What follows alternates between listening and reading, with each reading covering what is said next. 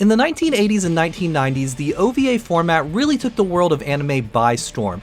Everywhere you looked, there was another franchise popping up with extreme violence, or cute anime girls, or fast cars, or demons, or just about anything you could think of. You see, OVA stands for Original Video Animation, which means that these shows were being released directly to VHS tapes and the Laserdisc format, as opposed to traditional means like TV networks or even movie theaters.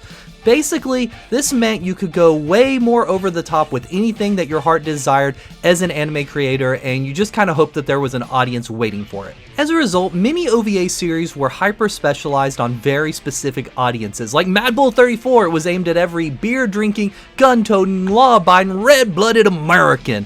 On the other hand, you had Dragon's Heaven, which was being aimed at the hardcore otaku that fetishized both mechs and sand at the same time, but most series wanted a little bit more overall broad appeal. At the end of the day, most creators want their series to be seen by, well, the broadest audience possible to make money, right? So to make the ultimate OVA, you would need to combine elements of many different subgenres without ever really going too deep into any one of them, right? Well, on September 25th, 1992, that's exactly what happened.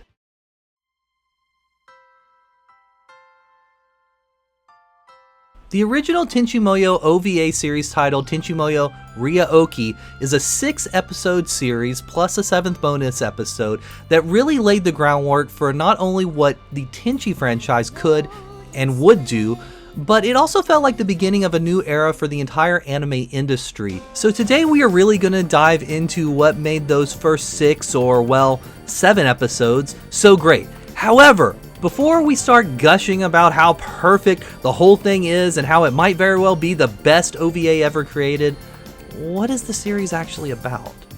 This thing kicks off introducing the viewers to Tenchi Masaki, your typical anime nerd who's just trying to live a normal life like so many typical anime nerds do.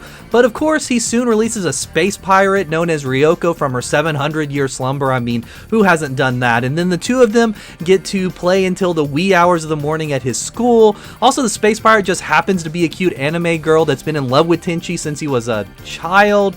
Yeah, it's a little bit weird, but come on, it's anime. There's way weirder things out there. And pretty soon we meet more anime girls. Ayeka and Sasami come to Earth to fight Ryoko, and then they crash on Earth, thus destroying their spaceship, so they have to stay on Earth. Also, Ayeka falls in love with Tenchi very, very quickly, and Sasami is Ayeka's little sister. She doesn't fall in love with Tenchi so much as she becomes, well, his little sister, and not in a weird anime way. She's just a little sister. And speaking of little sisters, pretty soon we learned that Ayeka traveled into the future to watch Orimo, and it had a big impact on her life because since she was a little girl, she has had a goal to marry her brother. Yeah, but pretty soon Ryoko fights a demon without any clothes on, Best Cop Mahoshi shows up, the whole crew ends up in space, and Best Girl Washu finally makes her grand entrance. And there's some other stuff that happens, but I think that covers all of the important parts, well, of Tenchi. Now, you might think that sounds like a lot for such a short series, and it is, but now it's time to figure out what they did to make this whole chaotic mess work so well. First and foremost, let's look at the biggest selling point of any Tenchi series: the characters. Wow. Every character in this series has a huge personality and is immediately memorable. Of course, we all know all of the main characters, but it's hard to even forget Tenchi's weird big-nosed classmate that gets punched into some lockers. We barely even see the guy, and I still can't forget this turd. Now that's what I call a well-developed character. It really seems like they knew this was going to be a big franchise from the very beginning. I mean, even with a small handful of episodes, they really found ways to make every character's personality shine through. Sure, I will always want more time with Washu. I mean, who doesn't want more time with Washu? But otherwise, you get to know the characters about as much as you possibly could with this series' short runtime. Let's take a look at Ryoko, for example. She starts out absolutely insane, but by the end of the series we see that she can be very emotional, very caring, and will absolutely fight anyone and anything for something that she truly believes in and truly loves. Or how about Sasami? Sure, she's introduced as your typical anime little sister character, but we soon learn She's the most mature out of all of the girls, so it just goes to show you that you can't judge your anime girls solely on their looks or height. It's always interesting to go back and see the earliest and, in some cases, sleaziest versions of some of these characters. Take Tenchi's dad, Nobuyuki, for example. When he sees Ryoko in Tenchi's room, he doesn't interrupt, but he decides the good idea to film his son losing his virginity without his son's knowledge. Yeah, I know that must sound a little bit pervy, and it is, but somehow it works in the series. Many OVAs from this era have very questionable content. You do have to remember that. This one just decided to make a few moments of questionable content as opposed to dedicating an entire series to questionable content. And let's be honest, most people don't forget this scene, mostly because of Nobuyuki's bizarre reaction to the whole thing, so I guess it worked. So yeah, these characters are some of the best and most memorable ones out there, but what else helps this anime achieve true GOAT status? Well, you have been watching this whole time. This animation is on another level. Now, I'm not going to say this animation is the absolute best of all anime of all time in the history of animation or anything like that, but just look at it. This show looked amazing when it came out, and it is aged like a fine weeb-flavored wine.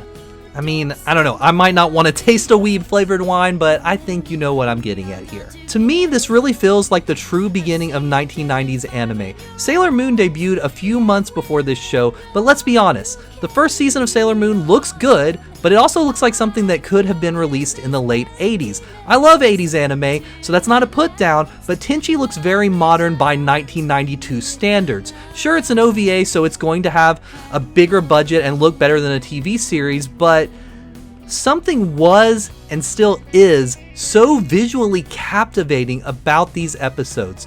They just look so good. And while the animation is great, that's only half the presentation. What about that sound? Well, you're in luck. The show sounds amazing. From the opening song to the ending credits and everything in between, the soundtrack is perfect. It's perfect for a show like this. For the more subdued scenes, it really sets the mood of serenity and peacefulness, and when the battles come in, well, the music rages on right there with them. On top of that, the general sound design just comes off perfect. While the series was released on VHS tape, it was also released on Laserdisc, and for those unaware, the Laserdisc is known for its sound, and it feels like this show was really designed to showcase those enhanced sound elements of the format. But all of this incredible music and sound won't matter if the voice cast isn't on point, right? Well, guess what? Guess what?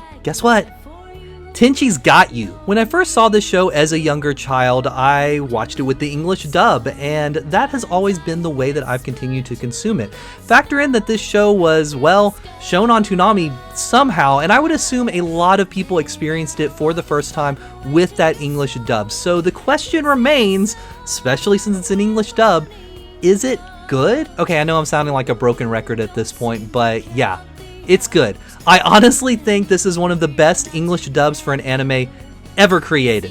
The characters' voices just fit them so well.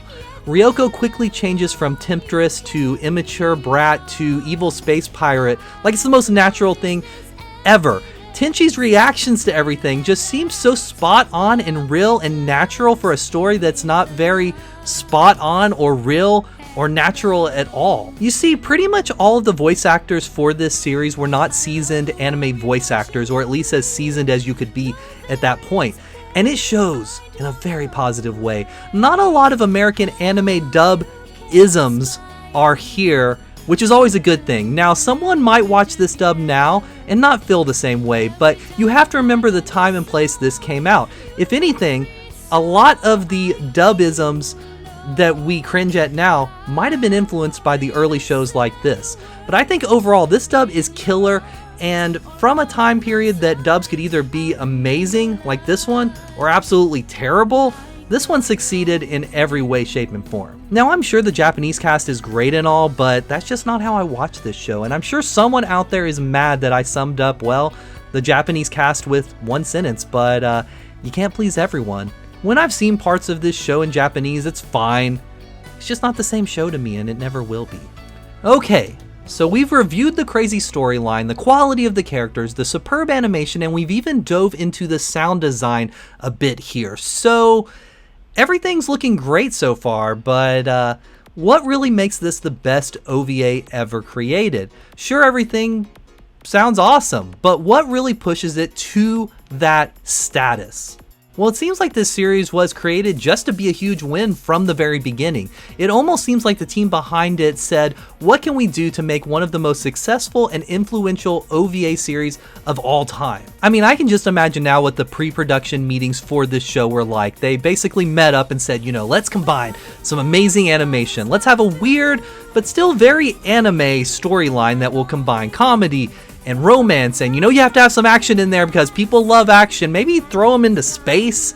How about we have some aliens, but the aliens are going to be anime girls, and on that front, let's make sure all of the girls are waifu or at least best girl material. Let's have a cat that's also combined with a rabbit that turns into a spaceship. That sounds pretty cool too. It's very anime, but I think it'll combine a lot of things, and yeah, that'll about do it for the whole series. Let's put that to tape and get it done now.